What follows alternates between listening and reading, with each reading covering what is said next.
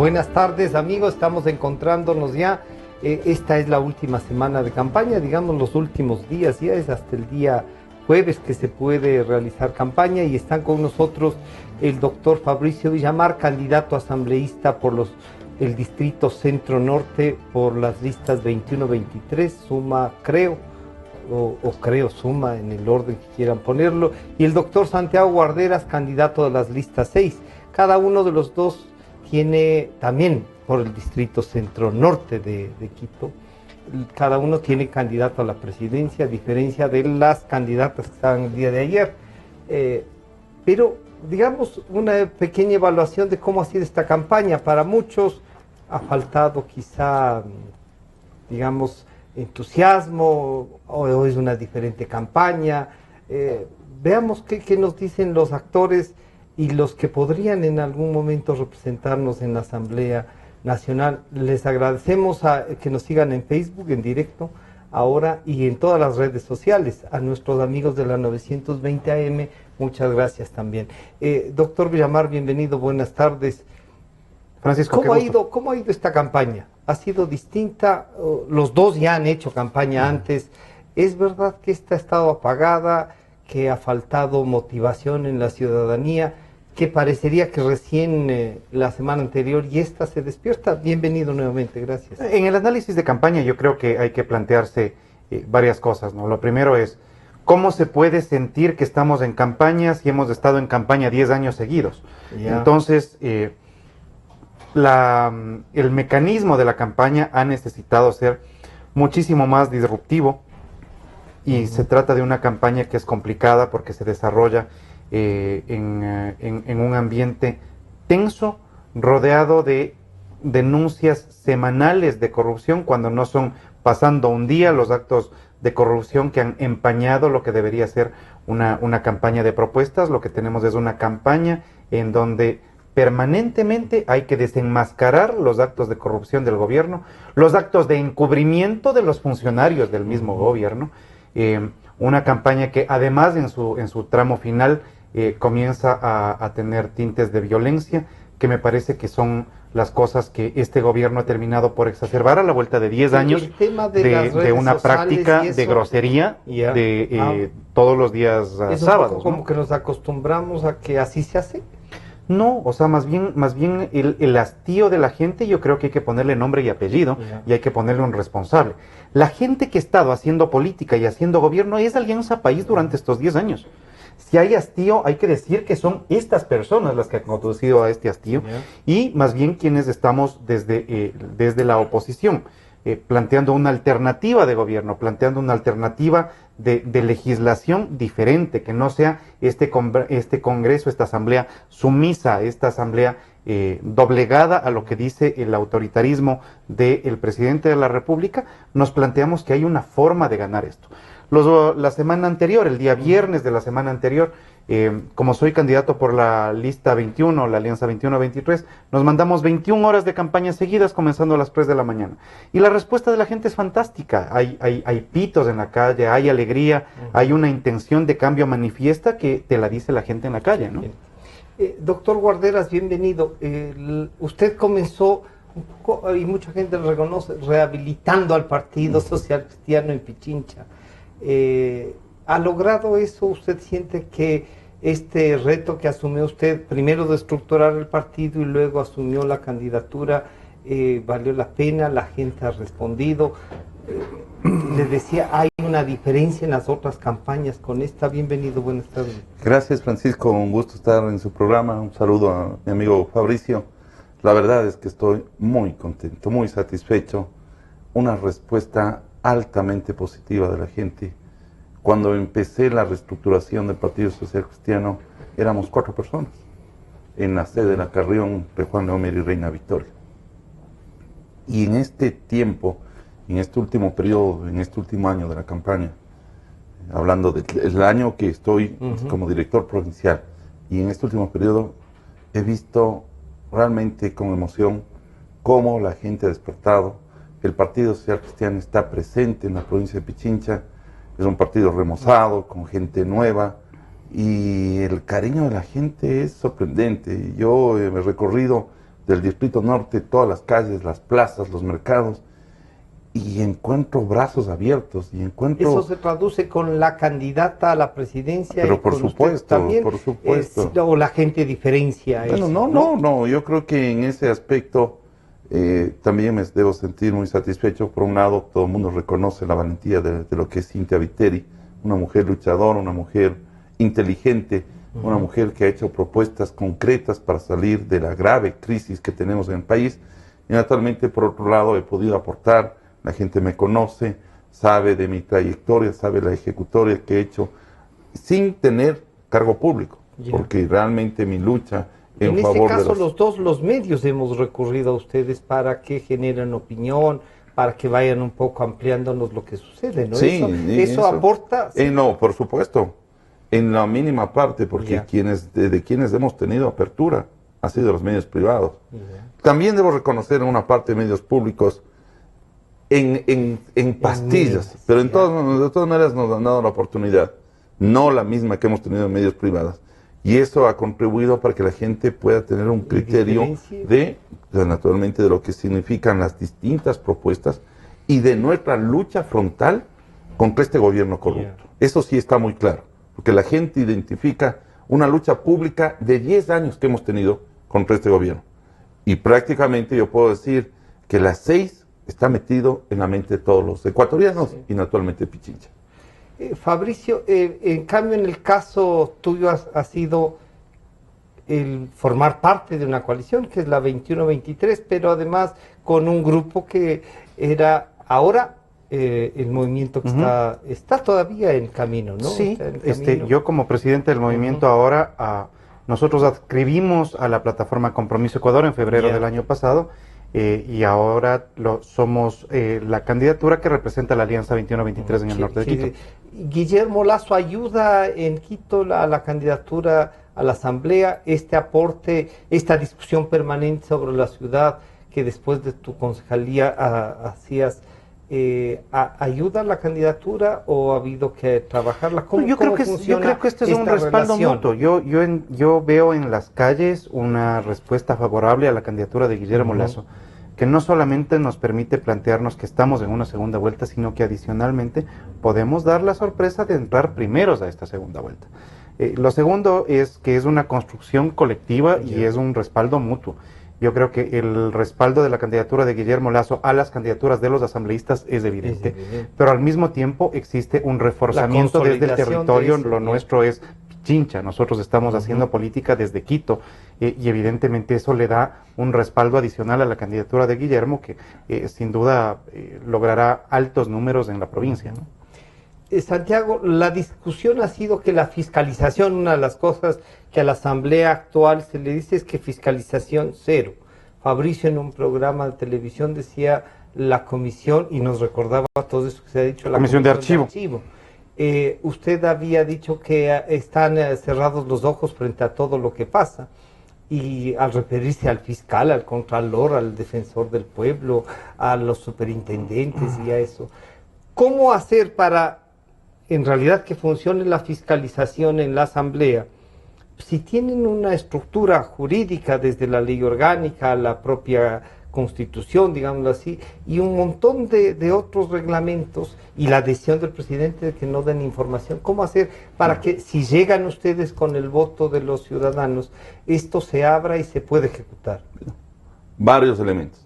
Primero, creo que ahora a la asamblea va a llegar gente honesta, gente decidida a trabajar y a buscar y lograr la autonomía legislativa. Creo que la gente está harta de ver un Congreso alzamanos que lo único que hacen es agachar la cabeza frente a las leyes inconstitucionales, restrictivas de derechos y libertades que ha mandado el Ejecutivo. Yo creo que ese es un primer cambio, porque ese es el cambio subjetivo, el de los sujetos, que es importante. Y luego el objetivo. Tenemos que comenzar a desmontar todo lo que significó este correísmo que fue estableciendo candados, una malla para impedir la fiscalización. Tenemos que cambiar la ley orgánica de la función legislativa. Recordemos que en esta década perdida es justamente que se hizo un cambio legislativo para que cualquier fiscalización pase por el filtro del Consejo de Administración y Legislación. Y Ahí estuvo María Paula presidenta. Romo, recordemos, o sea, esta es cuestión de recordar la historia, ¿sí? Ya. Porque es bueno. Y tenemos que hacer para que sea el Parlamento, para que sea la Asamblea la que decida la posición, para que evalúe, porque hay un principio que está establecido en la Constitución, que es de responsabilidad y de control. Y por consiguiente, todo funcionario público tiene que responder por sus actos en ejercicio de sus potestades públicas. Luego, creo que tenemos que además hacer efectivo lo que hemos pensado, que todos estos señores que forman parte de la banda tienen que irse a su casa. No puede ser tanta sinvergüencería que estén todavía en los cargos. Vea, un fiscal que hasta ahora no hace una actividad, pese a todos los documentos, que nos tomen el pelo a los ecuatorianos diciendo que devuelven el informe porque está en portugués.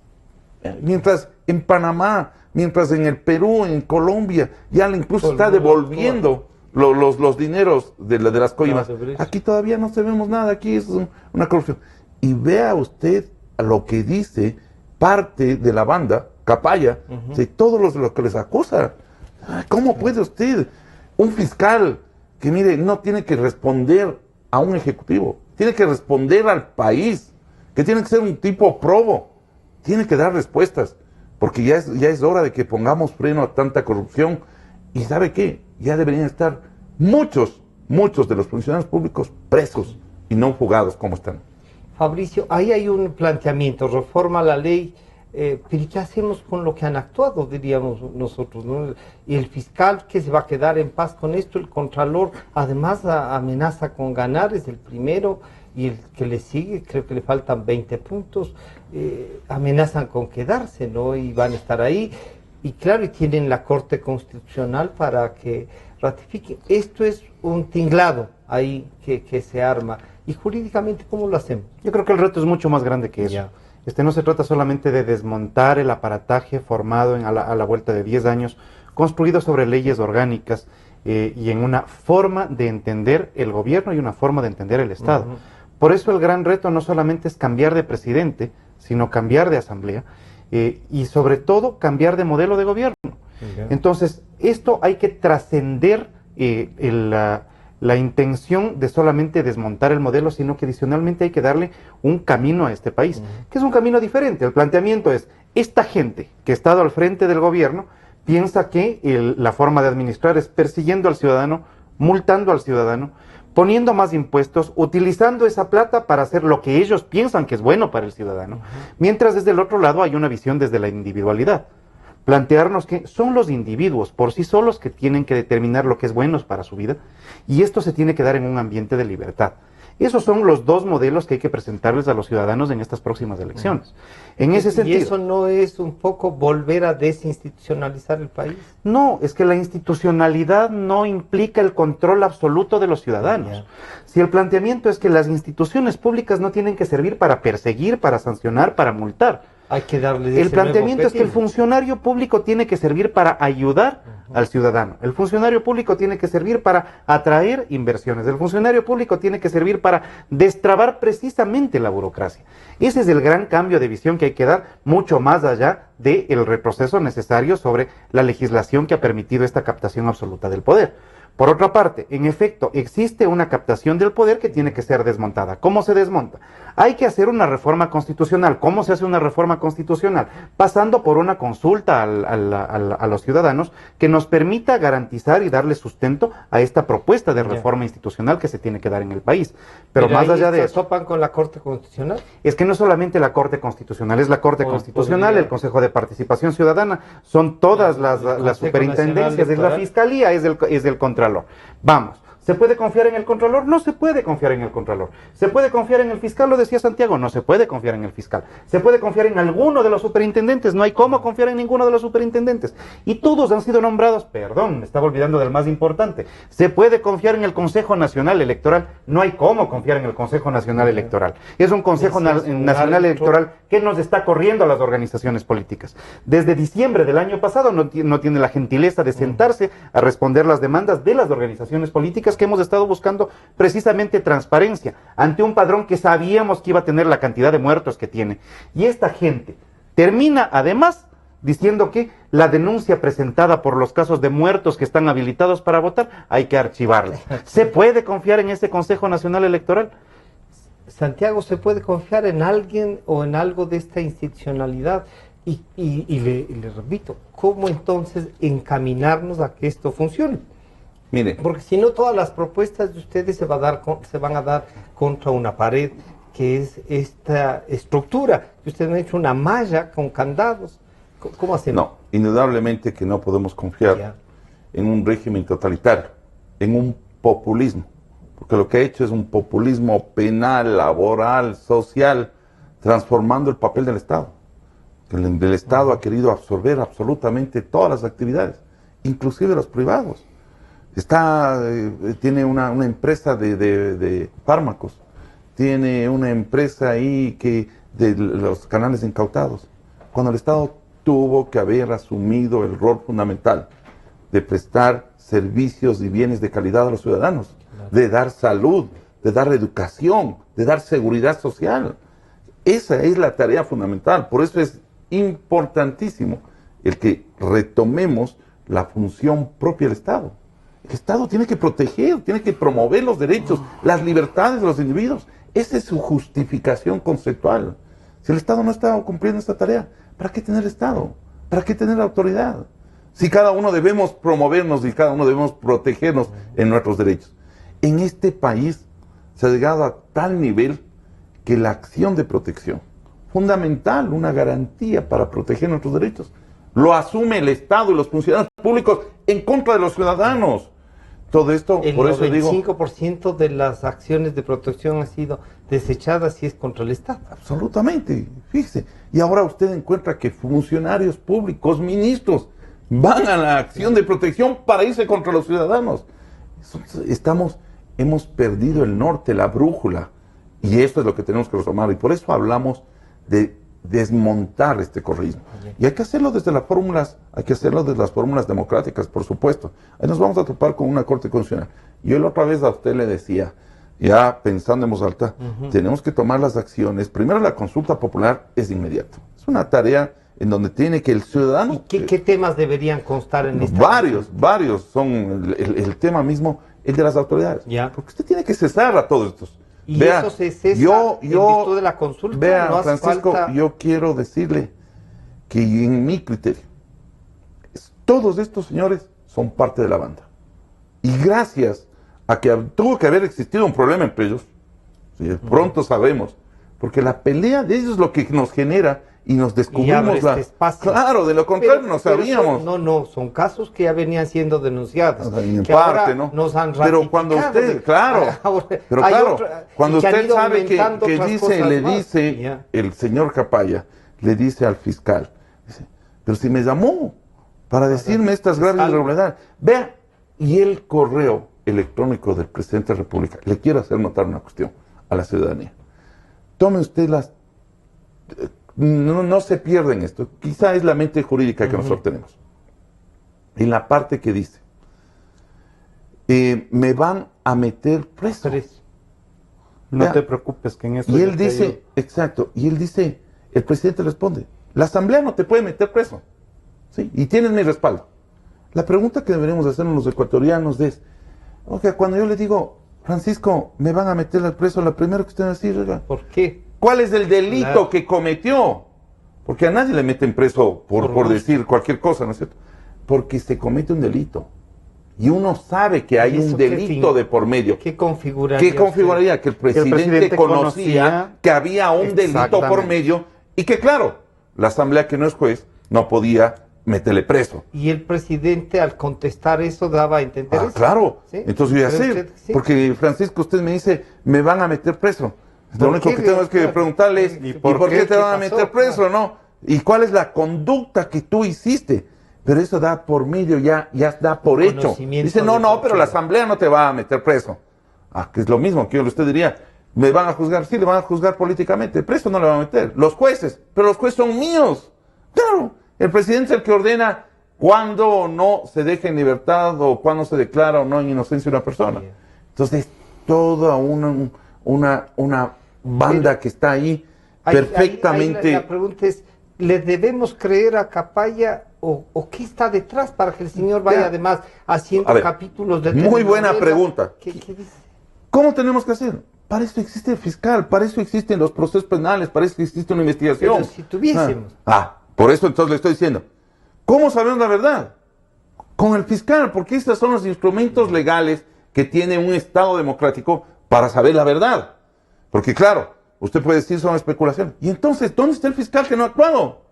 Entonces, le pregunta él mismo, ¿no? Claro, y le dice al propio presidente de la Comisión de Justicia de la Asamblea y un propio funcionario ahora expulsado que conocía el fiscal de las irregularidades del informe de asistencia penal internacional. Mire, esta es una vergüenza. Este señor debería estar, yo creo que ya no solo en la casa, en la cárcel. Francisco, sobre este tema, sí, por favor. Para poder graficar qué es lo que ha estado sucediendo, es más o menos pensar que hay 3 ladrones que roban un banco. Uno sale del país y delata a los otros 2. Hay una bronca de compadres y ahí comienzan a saberse las verdades. Por el hecho de que el ladrón que está afuera delata a los otros, no se vuelve un santo, sigue siendo ladrón. Sí. Y por el hecho de los que se quedaron en el Ecuador no hayan cantado, no es que son unos santos, siguen siendo ladrones, solo que ya les denunció uno de su propia banda. Así tiene que entenderse el caso de Carlos Pareja Yanuseli y todo el entramado mafioso de dentro de Petroecuador. ¿Por qué este delincuente y todo? Y se ha sido ministro 9 años y medio, ¿no? Pero no es el único caso. ¿Sí? O sea, no es el único caso de un ministro que cae en estos actos delincuenciales. El otro caso es el caso del ministro Comecheques. Está el caso de este señor. Está el caso de la gente que le prestó plata a Dusa con garantía de los mismos bienes de los ecuatorianos. Está el caso de Pedro Delgado. Por toda esta serie de gente que el presidente ha puesto las manos al fuego, ¿no? Puso las manos al fuego por Pedro Delgado, se quemó. Querido Alex, ¿quién también será querido Alex? Carlos Pareja Yanuseli. Carlos Pareja Yanuseli es un hombre honesto. Después, no ha sido un hombre funcionario honesto. Público. Ahora está poniendo las manos al fuego por Jorge Glass. El día de mañana saldrá a decir, es que Jorge nos traicionó, yo no sabía. Bueno, al pobre presidente de la República, a este incauto pobre presidente de la República, este prístino presidente de la República, todo el mundo termina engañándole, porque hay una banda de delincuentes alrededor que le engaña al pobre señor presidente de la República. No es así, Francisco. No es así, Francisco, a la vuelta de 10 años. Esta captación absoluta del poder permitió adicionalmente una captación absoluta de la capacidad de controlar que no hayan casos de corrupción. Entonces tiene el poder, la capacidad de enriquecerse de los recursos del Estado y la capacidad de proteger a los que lo hacen, además brindando su respaldo institucional como presidente de la República y legal a través de un fiscal que responde a la presidencia de la República, un contralor que no hace absolutamente nada más que proteger los intereses y un consejo de participación ciudadana que ni es de participación, ni es de control social, ni es ciudadano, responde a un solo partido. Y peor de transparencia, responde a un solo partido. Vale la pena preguntarse, a la vuelta de todos estos años, si fue una buena idea que haya un solo partido en el Consejo Nacional Electoral. Vale la pena pensar si vale la pena que una sola organización política esté metida en el manejo de todo el andamiaje del Estado sin control. Vamos a hacer un pequeño corte. Estamos conversando con Santiago Guarderas, candidato a las listas 6, asambleísta por Pichincha en el distrito Centro Norte, y con Fabricio Villamar, candidato de la plataforma 2123 y ahora por el distrito Centro Norte. Enseguida volvemos. En un momento regresamos con Diálogos por Democracia M y Democracia TV. Son las 12 horas con 31 minutos. Inicio del espacio publicitario. Yo no tengo cuenta en un paraíso fiscal. Yo no tengo una cuenta en el exterior. Hola, soy Ramiro González. Yo, igual que muchos ecuatorianos, tenemos la plata aquí, porque confiamos en el Ecuador. Por eso no vamos a permitir que un aspirante a la presidencia de la República tenga la plata en paraísos fiscales ni en Bélgica. ¿Asamblea Independiente? Ya. no te detengas, mejor avanza. Publicidad electoral. Opción sí. CNE. Consulta Popular 2017. Mi nombre es Orlando Pérez Granja, candidato a la Asamblea por la circunscripción 3 de Pichincha. Mis 3 ejes de gestión son: leyes para salir de la crisis y generar empleo, leyes para recuperar derechos y libertades, y mano dura a la hora de fiscalizar. Por asambleístas provinciales, vota todo en plancha. Vota todo 10. Dalo y Ramiro, presidente. Man la pinta. Publicidad electoral. Asambleístas provinciales. CNE. Elecciones Generales 2017. Solo las 6, leyes que sirven, horas que se ven. Todos los ciudadanos debemos tener un cambio de actitud, comprometiéndonos seriamente a encontrar un nuevo rumbo al país. Eso solo se consigue con libertad, independencia y compromiso social.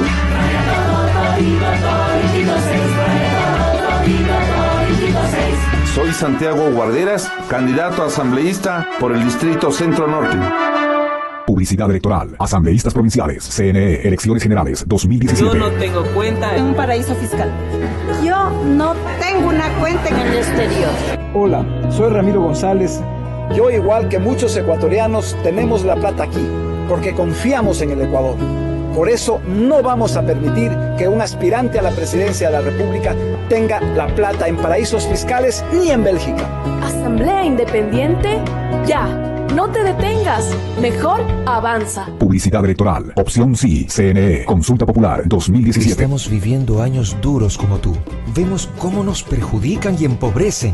Nos preocupa el futuro de nuestros hijos. Hemos sentido indignación y rabia, pero también más esperanza que nunca. Ya toca un cambio positivo. Raya, todititito a las 6. Publicidad electoral. Asambleístas nacionales. CNE. Elecciones Generales 2017. Soy el teniente coronel Mario Segovia, asambleísta por Pichincha, circunscripción Centro Norte. Legislaré por la seguridad ciudadana y la reinstitucionalización de la fuerza pública, sin miedo de ir tras los corruptos. Mario Segovia, asambleísta Pichincha, circunscripción Centro Norte.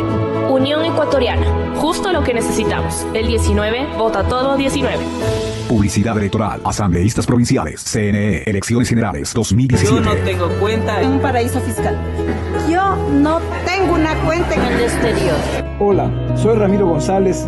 Yo, igual que muchos ecuatorianos, tenemos la plata aquí, porque confiamos en el Ecuador. Por eso no vamos a permitir que un aspirante a la presidencia de la República tenga la plata en paraísos fiscales ni en Bélgica. Asamblea Independiente, ya.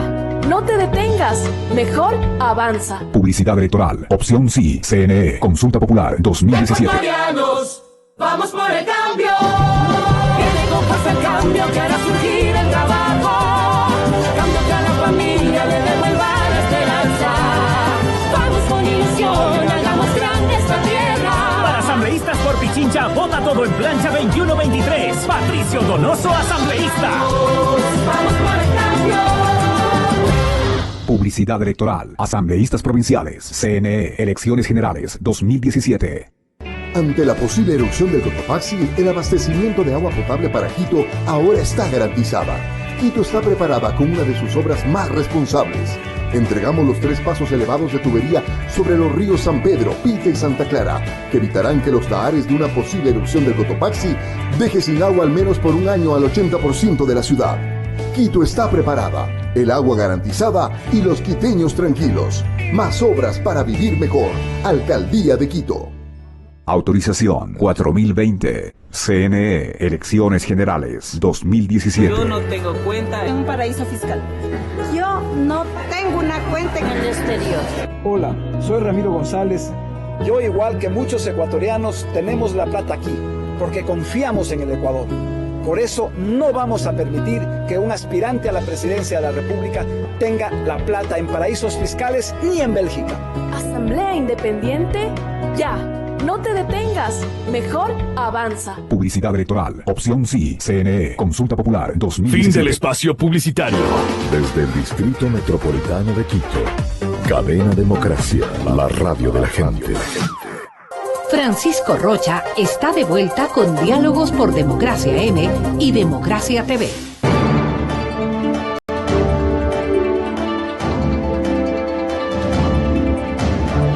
Estamos de regreso y estamos conversando con Santiago Guarderas, candidato a las listas 6 para asambleísta por Pichincha del Distrito Centro Norte y Fabricio Villamar de las listas 21-23 también por el Distrito Centro Norte a la Asamblea.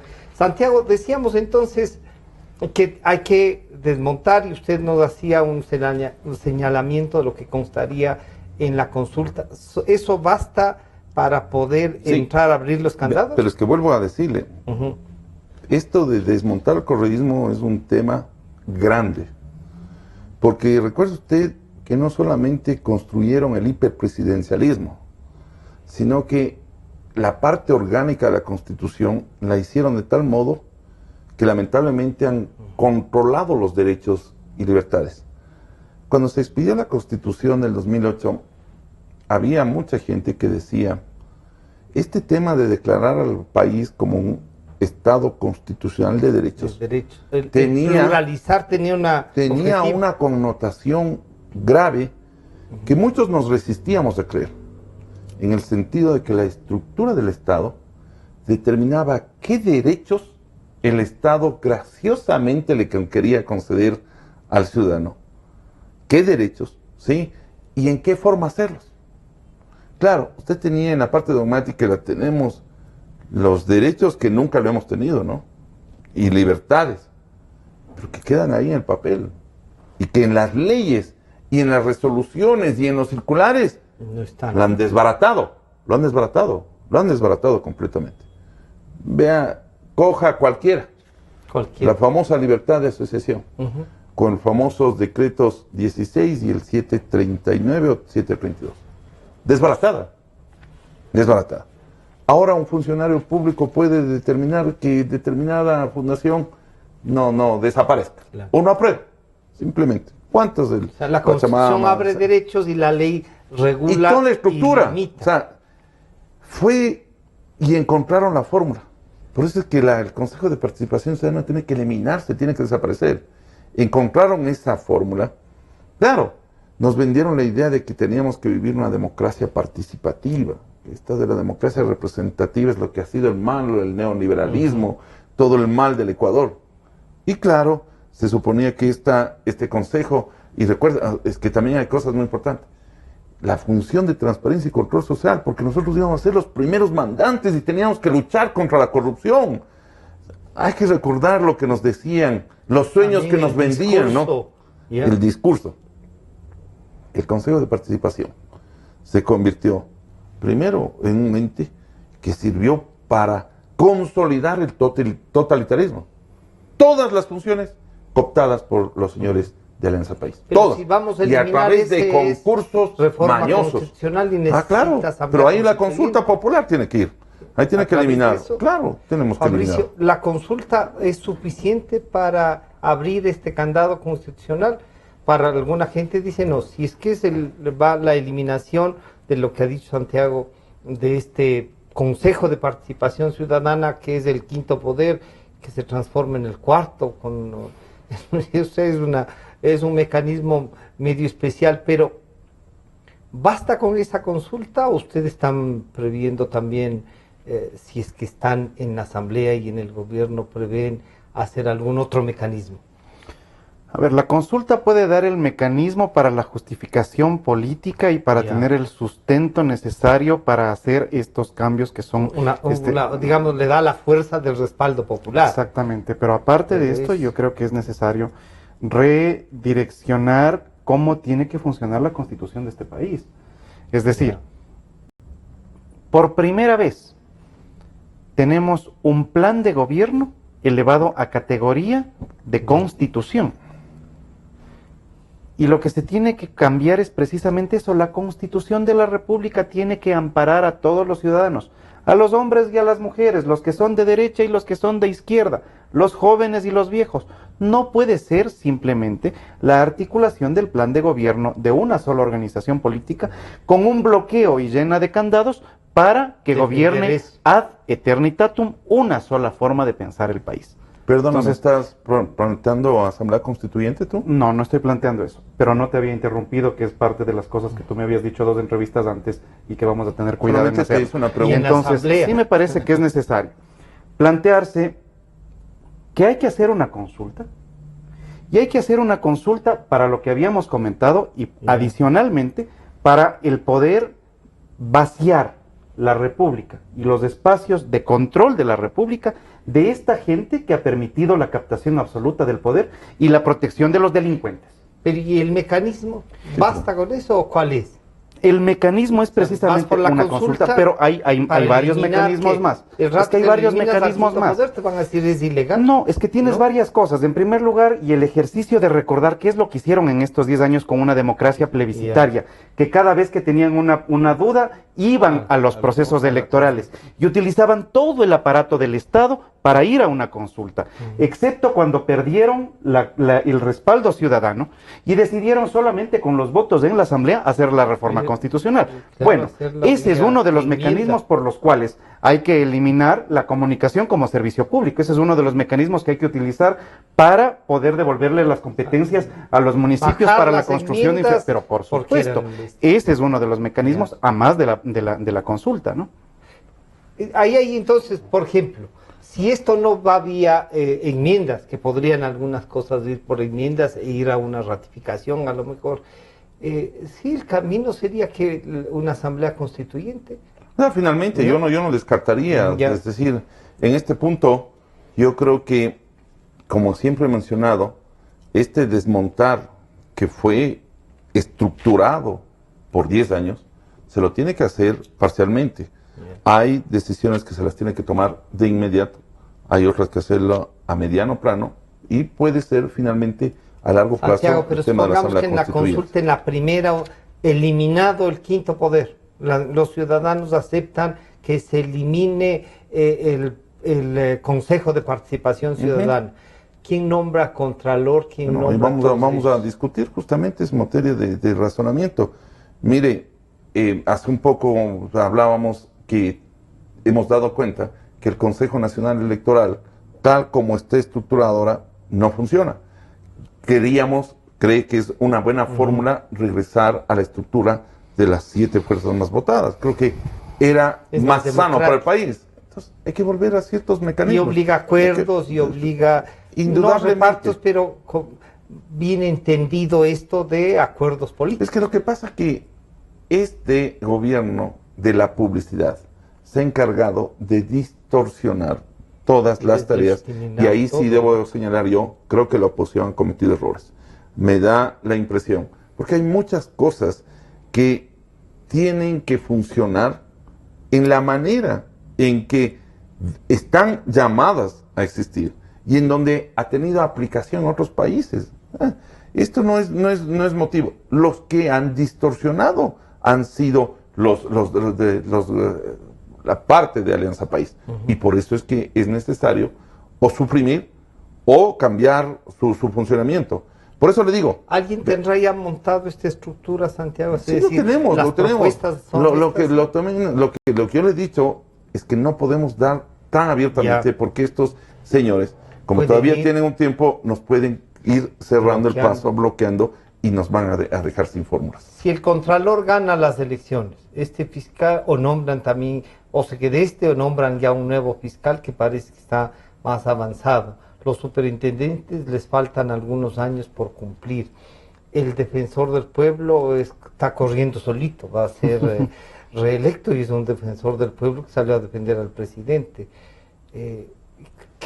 La propuesta de ustedes frente a esto es que es un juicio político a ellos para que respondan. No, la primera alternativa evidentemente siempre será la vía constitucional y poner una acción de protección de los ciudadanos para impedir que esto pueda suceder, siempre y cuando pudiéramos confiar en que la función judicial funcione como debería funcionar. Eso no sucede. Sin embargo, tampoco hay que dejar la cancha libre, es decir, el hecho de que no tengamos confianza en los mecanismos institucionales no significa que hay que abandonar ese espacio de pelea, que hay que hacerlo. Por otra parte, es evidente que el fiscal no es fiscal de la República, es fiscal para defender al presidente. El Contralor no es Contralor General de la Nación, es Contralor para cuidar las espaldas de la gente del gobierno. Entonces, todos esos espacios tienen que ser vaciados. Esta gente tiene que ser observada en sus procederes durante los últimos 10 años. No está bien que un funcionario que ha sido asesor del presidente de la República termine de fiscal. No está bien que el contralor que viene desde las épocas de Lucio Gutiérrez, que ha servido tan obsecuentemente al gobierno de Correa, siga quedándose en ese espacio. No está bien que los funcionarios que han estado durante todo este tiempo, que dijeron que era el espacio, estos 10 años, que era el espacio de la participación ciudadana, es la participación de los ciudadanos que comen de Carondelet. Entonces, sí me parece que es absolutamente necesario hacerle caso a la gente en la calle. Y la gente en la calle está pidiendo ya un cambio. Y ese cambio tiene que ser representado no solamente por una nueva forma de ver el Estado. Todo eso no están pensando en que en ese mes o 2 meses o 3 meses, peor aún en un año, estos pueden ir cerrando todo y no hay nada ni que investigarles y se pueden ir del cargo. Pero si es que se han estado llevando el país en carretilla. Si parte de las cosas que hay que plantearse es que hay que investigarles bien con una justicia independiente, que es parte de las cosas que hay que reconstruir en este país, volver a los principios de la cooptación de la Corte para que ella misma se escoja los mejores elementos y que esos sean los elementos que conducen la justicia del país sin afectación de ninguna organización política o fuerza externa al sistema judicial ecuatoriano. Me parece que esos son los principios sobre los cuales hay que volver para garantizarles a los ecuatorianos que la justicia no es la justicia de las 6 o de la 35, es la justicia de los ecuatorianos. Sí. Francisco, una cosa que con respecto a su inquietud, que yo creo que es muy importante. Y recuerde usted que en otros países que han utilizado, que han bloqueado, cuando han dictado inclusive sentencias de último momento, hay cómo dejarlas sin efecto bajo la figura de lo que se denomina el fraude. El fraude con el abuso del poder. O sea, yo dicto sentencias porque ya me voy y dejo cerrado el caso y puedo abrir. Entonces eso lo puedo hacer y lo vamos a hacer porque justamente, entonces sería para todos fácilmente decir, estas están las sentencias, cosa juzgada y ustedes no pueden hacer. El Contralor ya emitió su informe y ya se acabó, no hay motivación. Por eso usted el fiscal no hizo tal cosa y ya no hay tiene nada la figura de nulidad de todas esas sentencias, de todos esos actos que se cometen con fraude. Palo azul en el tema petrolero. Por supuesto, todo eso tiene que usted abrir, porque todo eso tiene que abrir, porque de lo contrario... Se ha perdido miles de millones de dólares. En todo, mire... las denuncias no solamente caen en el campo petrolero, caen en el campo eléctrico, caen en todos los y entonces ahí ya plantean otro tema, ya no es solo el quinto poder o el Consejo de Participación Ciudadana, también pasa por la Corte Superior y el Consejo de la Judicatura, en donde también hay, además de esta bronca, hay también ya denuncias hay soluciones. De irregularidades. Recuerde usted que hay el principio en derecho que las cosas se deshacen de la misma forma que se hacen. Yo le he planteado la vez pasada, que usted tuvo la gentileza de referirse, que muchas de las consultas van a ser hechas con respecto a los aspectos que se tomaron y vamos a dejar sin efecto lo que se concluyó a través de la consulta popular.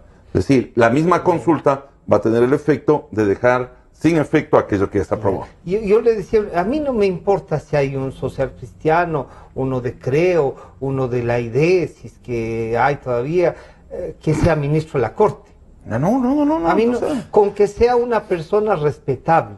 El pensamiento no es pues, lo más trascendente. Tantos hemos tenido en la historia del país, tanta gente proba, tanta gente que ha tenido su ideología, pero que ha impartido justicia. Y es lo que nosotros estamos haciendo. Porque finalmente, si usted se remonta a inclusive, en los textos le dice, finalmente la persona va a tener su ideología, tiene que resolver. A lo mejor tiene un juez socialista, ¿cuántos hemos tenido? Y sin embargo han tenido fallos en contra de los trabajadores. Yo me acuerdo de algunos que tenían pensamiento demócrata cristiano, de los que hasta ahora yo me siento orgulloso. Hay también algunos de los que no sé por qué se declararon demócrata cristianos, pero muchos de los jueces demócrata cristianos, yo debo decir, me siento orgulloso de que hayan sido en el se cruza esto de la militancia con esta, es preferible tener jueces medio amorfos. A ver, yo creo que cada persona tiene derecho a tener una línea ideológica y una afiliación política y eso no le hace ni bueno ni malo.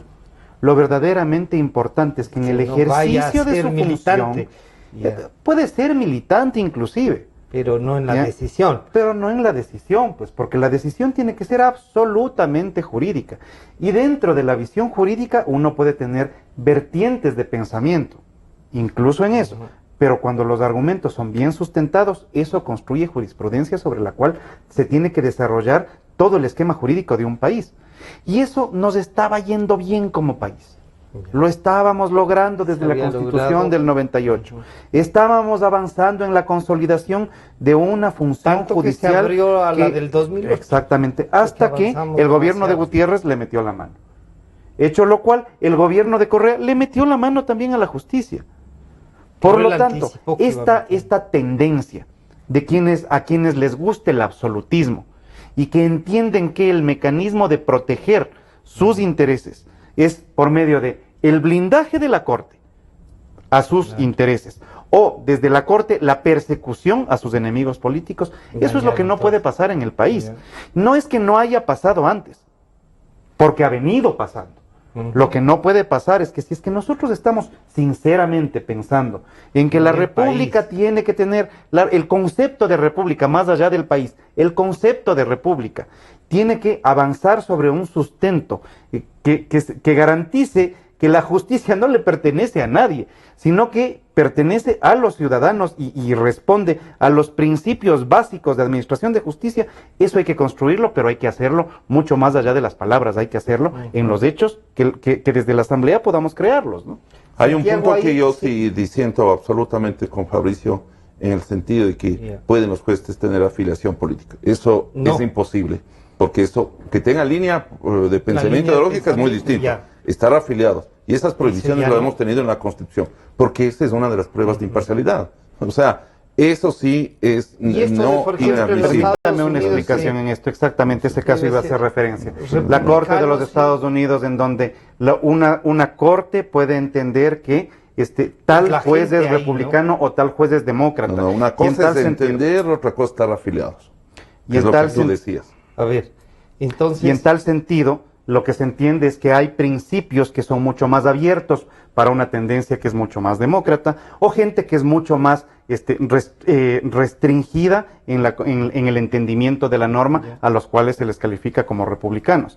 En el país, que hubieron jueces de corte que fueron social cristianos, hubieron, pero por supuesto, parte de ellos, unos buenos amigos míos, profesores nuestros. Y hay que reconocerlo. El problema no está ahí. El problema no está ahí. Digamos, no es vinculación ideológica, pero sí la afiliación. Claro, absolutamente. O sea, y me parecen esas prohibiciones totalmente correctas. Y las hemos tenido en todas las constituciones. Sí, pero yo le diría, y ahí vuelvo a repetir el ejemplo mío, Santiago. Yo, créame, me he estado poniendo a ver cuáles han sido ministros de la Corte Suprema que fueron afiliados al partido y que ejercieron la judicatura no necesitaban desafiliarse, pero jamás han respondido. Eso hacía referencia. Yo, en el tema de las constituciones, es más drástico. Absolutamente. Uno de las temas de la que caracteriza al juez, su investidura, es la imparcialidad. Y usted no puede tener sesgos de naturaleza política. Una cosa es, estoy de acuerdo, la línea política la tenemos todo. Y otra cosa es estar afiliado, porque en una afiliación, indudablemente usted ya de por sí deja, porque tiene esta base. Yo le digo una cosa, yo me criterios. Sentiría, por ejemplo, garantizado la justicia si los dos están en la Corte, porque yo estoy seguro que más allá de la militancia o de ustedes actuarían en justicia. Pero Francisco, yo tendría que renunciar, porque yo soy un dirigente político, soy afiliado al Partido Social Cristiano, y para estar, justamente, una de las tareas de ser ministro de la Corte, y está muy bien, por eso la prohibición en la Constitución es justamente no estar afiliado ni estar en la dirigencia de un partido político. Ese es el tema. Déjeme graficar de la siguiente manera, Francisco. Pero no nos estamos perdiendo ahí gente valiosísima que podría ejercer la justicia. Sí, pero entonces la cosa es sencilla. Elimino. Puedo desafiliarme, porque hay que tomar en consideración las potestades que uno tiene que cumplir. El juez está para impartir justicia, sí, puede tener su línea política, nadie discute, pero una cosa es estar afiliado. Cuando yo estoy afiliado, respondo a otro tipo de actividades partidistas que pueden estar en contraposición con lo que está ejerciendo la profesión. ¿Cuál sería un ejemplo distinto entonces, Fabricio? Que el planteamiento es si es que hay alguien que ha tenido una vida política que ha sido absolutamente visible y que por el simple cumplimiento de la Constitución dice, ok, me desafilio. ¿El acto de desafiliación implica la pérdida de la ideología? Absolutamente no. El día de mañana Santiago va a ser juez de la Corte Suprema. Entrega su carnetcito de afiliación al Partido Social Cristiano. ¿Va a dejar de ser social cristiano por eso? Absolutamente no. El problema no está en la afiliación, ni el problema está en la prohibición, que a propósito, los excesos de prohibiciones en este país son los que han conducido a la captación absoluta de una forma de ver el país. Y Santiago me corregirá en esto. ¿Dice acaso el Código Integral Penal de este país está prohibido matar? No dice está prohibido matar. Dice a la persona que incurre en esta conducta tendrá tal sanción. Cuando abusamos del tema de las prohibiciones, para lo más mínimo o para lo más grande, es que distorsionamos cómo tiene que funcionar una república de personas que viven en libertad. Este modelo entonces de país que ustedes están, y que veo que lo van a discutir además, en el pasa por volver a los 3 poderes, Santiago. ¿Ah, sí? Sí, a mí me parece que es correcto. 3 poderes son suficientes, porque además, por ejemplo, si es que usted va al principio de unidad jurisdiccional, no debería existir la función electoral, porque todo órgano que administra justicia depende de la función judicial. Y entonces debería, entonces con más razón, el Tribunal Contencioso Electoral debería pasar que a una sala de la Corte. Claro, recuerde que ya se lo hizo. El tema es que si funciona o no. En el año de 1992, cuando se hizo la reforma a la función legislativa, fue el 93. Recuerdo, ahí se constituyó una corte de 30 magistrados, 31. De 6 salas. Una era constitucional, otra era electoral. Ustedes también se puede atribuir competencias. Es un poco discutir qué es lo que funciona para el caso ecuatoriano, nada más. Pero las 3 grandes funciones son importantes. Consejo o tribunal ahí porque es un tribunal jurisdiccional, es lo que nos el Consejo Nacional está justificado como el órgano administrativo para el desarrollo, el otro es jurisdiccional. Y por consiguiente, perfectamente, y aplicando el principio de unidad, debería ser parte de la función judicial. ¿Qué le plantearíamos entonces al Ecuador? Que esto está en discusión, que el modelo correísta, Santiago, tiene que ver con hacer un trabajo que va a ser, no sé si de 10 años, pero ¿de qué tiempo? Nosotros estaríamos 4 años, pero lo importante es eso, Francisco. Que podemos discrepar, podemos tener distintas posiciones, llegar a estos consensos de acuerdos para ver qué es lo mejor para Ecuador y para los ciudadanos, cómo proyectarnos, cómo hacer que este Ecuador permita que el ciudadano pueda ejercer sus libertades y sus derechos. Eso es lo fundamental, mirar qué es lo que queremos. Y la discusión siempre la vamos a tener.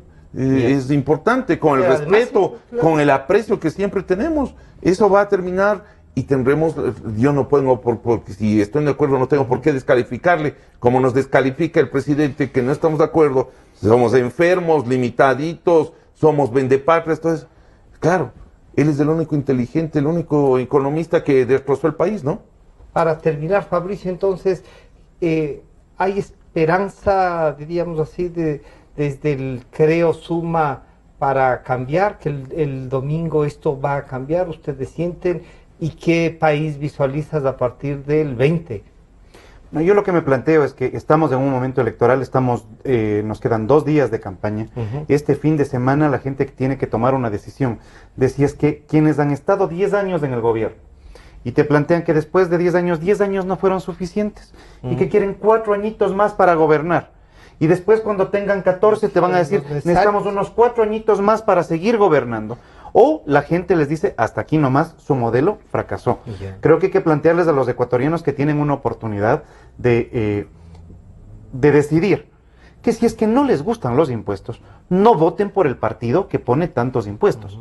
Si es que no les gusta la corrupción, que no voten por el partido que tiene más casos de corrupción en toda la historia republicana, o como ellos mismos lo hacían, ¿no? Tiene más casos de corrupción que los 7 últimos gobiernos juntos. Y si es que los ecuatorianos están planteándose la necesidad de un cambio, nos pongamos a pensar que no se trata solamente del cambio de presidente, sino también del cambio de asamblea, pero sobre todo de un cambio de modelo. Y ese cambio de modelo implica que si es que nosotros estamos proponiéndoles a los ecuatorianos que ya es hora de un cambio, vamos por el cambio, vamos por Guillermo Lasso. Santiago. Yo creo que va más allá de lo que acaba de decir Fabricio. Tenemos el camino. O nos vamos al modelo Castro-chavista de Venezuela, o ponemos un pare y tenemos la posibilidad de un cambio positivo, radical, en favor de la ciudadanía, de los derechos y libertades de los ciudadanos. Si seguimos bajo este modelo del socialismo siglo XXI, fracasado en toda la región, que lo único que les une es el caso de Brecht, que único, o nos vamos a la posibilidad real de un gobierno, primero administrado por una mujer luchadora, inteligente, que demócrata, que te ha hecho concretas claras, precisas, en favor de cómo salir de esta crisis. La posibilidad de que tenemos este cambio positivo que va a significar protección y defensa de la familia, de nuestros hijos, de nuestros nietos, de nuestras futuras generaciones. Y este es el cambio positivo que representa Cynthia Viteri y la lista de las 6, y por eso toditito a las 6. 21, 23. Yo quiero agradecerles a los dos. No sé si ya quedan 2 días, como nos recordaba Fabricio. Siempre para los que hacemos comunicación y hacemos el seguimiento político, a los 2 candidatos que nos han acompañado ahora, recurrimos siempre no solo porque son candidatos, sino porque su pensamiento, su voz ha sido una ayuda para los medios de comunicación, para la reflexión. Los ecuatorianos tienen opciones, y en Quito tienen opciones como Santiago Guarderas y Fabricio Villamar. Les deseamos éxitos. Gracias, Francisco. Que los ciudadanos amigas, muchas gracias. Y que escojan bien. ¿Qué posibilidades tiene el Ecuador de salir? Sí, tiene posibilidades como las Santiago Guarderas y Fabricio. Así es que está en nuestras manos también decidir lo que podamos hacer. Nos estamos encontrando el día de mañana. Han estado con nosotros Santiago Guarderas de las listas 6 y Fabricio Villamar de las listas 21-23. Hasta mañana.